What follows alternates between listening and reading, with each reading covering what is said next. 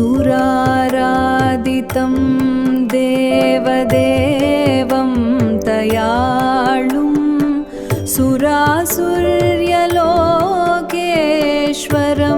दिव्यतेकं सता प्रेमपावात् भजेऽहं कुमारं गुहं स्कन्दमीशं சவபக்தார்த்ததாரம். நண்பர்களே, நம்ம வாழ்க்கையில் சில போராட்டங்கள் இருக்கும். அதை யாரும் பார்க்க மாட்டாங்க. ஆனா நம்ம உள்ளத்துல மட்டும் நடக்கும். பயம், கோபம், சந்தேகம், என்னால முடியாதுன்னு ஒரு குரல். இந்த எல்லாம் சேர்ந்து ஒரு பெரிய அசுரன் மாதிரி நம்மை கட்டி பிடிச்சிருக்கும். நண்பர்களே, அந்த அசுரன் வெளியில இல்ல, அது நம்ம உள்ளத்துல தான் இருக்குது. அதைத்தான் ஆதிசங்கரர் இந்த ஸ்லோகத்தில் ஒரு பெரிய உண்மையாக சொல்றார்.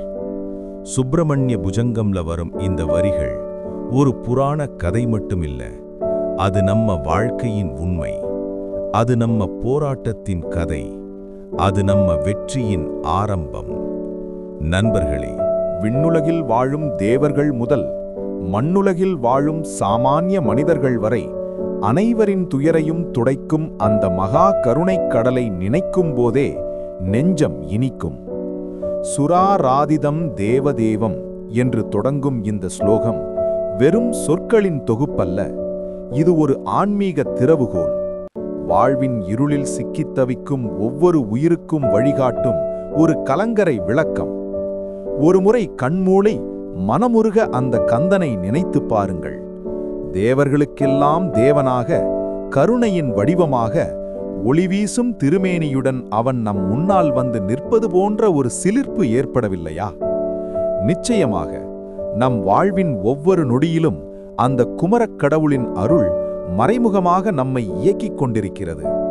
தயாலும் என்று இந்த ஸ்லோகம் அவனை அழைக்கிறது. தயை என்பது கேட்பவருக்கு கொடுப்பது.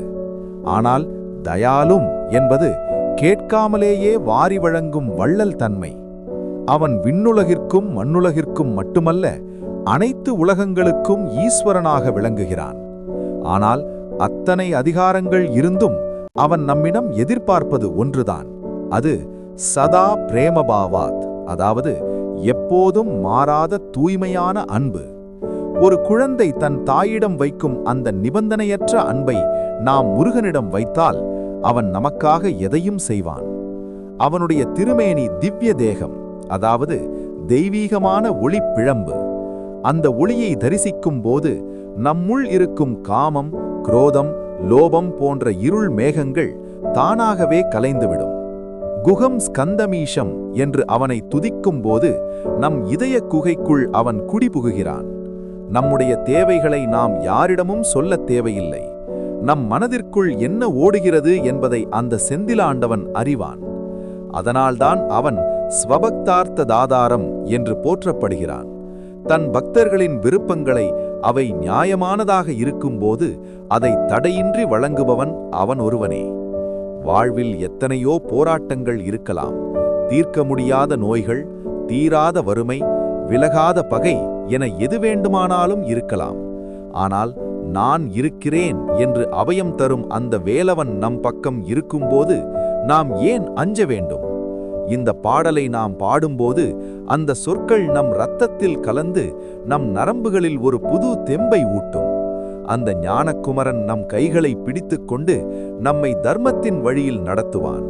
சரணாகதி அடைந்த ஒரு பக்தனை முருகன் ஒருபோதும் கைவிட்டதாக சரித்திரமே இல்லை. அந்த திருவருள் வெள்ளத்தில் நாம் மூழ்கி திளைக்கும் போது இந்த உலகம் நமக்கு ஒரு பூஞ்சோலையாக தெரியும். அவன் அருளால் நம் துயரங்கள் யாவும் பனிபோல் நீங்கி வாழ்வில் பேரின்பம் பெருகும் என்பது சத்தியமான உண்மை. அந்த ஆறுமுக பரம்பொருளின் கருணையை பேசத் தொடங்கினால் காலங்கள் போதாது, சொற்கள் திளைக்காது. சுராராதிதம் என்று நாம் அவனை அழைக்கும்போது நம் கண் முன்னே விரிவது ஒரு பிரம்மாண்டமான காட்சி. தேவர்களெல்லாம் வரிசையாக நின்று கைகளில் மலர் தூவி தேவதேவனே தயாளனே என்று போற்றி புகழும் அந்த தருணத்தை ஒருமுறை கற்பனை செய்து பாருங்கள். அந்த தேவர்களுக்கே தலைவனாக இருப்பவன் நம் போன்ற எளிய மனிதர்களின் சிறு வேண்டுதலுக்கும் செவிசாய்ப்பான் என்பது எவ்வளவு பெரிய ஆறுதல்! அவனுடைய திருமேனி திவ்ய தேகம், அதாவது சூரியகோடி பிரகாசம் கொண்ட ஒளிவடிவம். அந்த ஒளியை தரிசிக்கும்போது நம் மனதிற்குள் இருக்கும் தீய எண்ணங்கள் என்னும் இருள் தானாகவே விலகி ஓடுகிறது. ஆனால் இதில் ஒரு ஆச்சரியமான உண்மை ஒளிந்திருக்கிறது. அண்ட சராசரங்களையும் ஆளும் அந்த லோகேஸ்வரன் தன் பக்தர்களின் இதய குகைக்குள், அதாவது குகம், மிக எளிமையாக குடிபுகுகிறான். ஒரு அரசன் தன் அரண்மனையை விட்டுவிட்டு ஒரு ஏழையின் குடிசைக்கு வருவது போன்றது இது. அவனிடம் நாம் எதையும் மறைக்க முடியாது. நம் உள்ளத்தில் ஓடும் ஒவ்வொரு எண்ணத்தையும் அவன் அறிவான். ஸ்கந்தா என்று ஒருமுறை நாம் வாய்விட்டு அழைத்தால் போதும், அவன் தன் 12 கைகளாலும் நம்மை அணைத்துக் கொள்கிறான். அவன் வெறும் கடவுள் மட்டுமல்ல, அவன் ஒரு தாதா, அதாவது வழங்குபவன். தன் பக்தர்களுக்கு தேவையான ஆரோக்கியம், செல்வம், கல்வி என அனைத்தையும் வாரி வழங்கும் வள்ளலவன். வாழ்க்கை என்பது சில நேரங்களில் பெரும் போராட்டமாக தோன்றலாம். தீர்க்க முடியாத சிக்கல்கள், விலகாத கவலைகள் என நாம் சோர்ந்து போகும் போதெல்லாம் அந்த செந்திலாண்டவனின் வேல் நம் முன்னே வந்து நிற்கும். அந்த வேல் வெறும் ஆயுதமல்ல, அது ஞானத்தின் அடையாளம். அது நம் அறியாமையை அழித்து நமக்கு புதிய பாதையை காட்டும். நான் இருக்கிறேன், பயப்படாதே என்று அபயம் தரும் அந்த வேலவன் நம் பக்கம் இருக்கும்போது எந்த பகையும் நம்மை நெருங்க முடியாது. சதா பிரேம பாவாத், அதாவது இடைவிடாத அன்போடு அவனை துதிப்பவர்களுக்கு அவன் அடிமையாகவே மாறிவிடுவான். சரணாகதி என்ற சொல்லுக்கு முழுமையான அர்த்தம் இந்த ஸ்லோகத்தில்தான் இருக்கிறது. முருகா, என்னிடம் எதுவும் இல்லை, நீயே கதி என்று நாம் நம் கர்வத்தை கைவிட்டு அவன் பாதங்களில் விழும்போது அவன் நம்மை தூக்கி நிறுத்துகிறான்.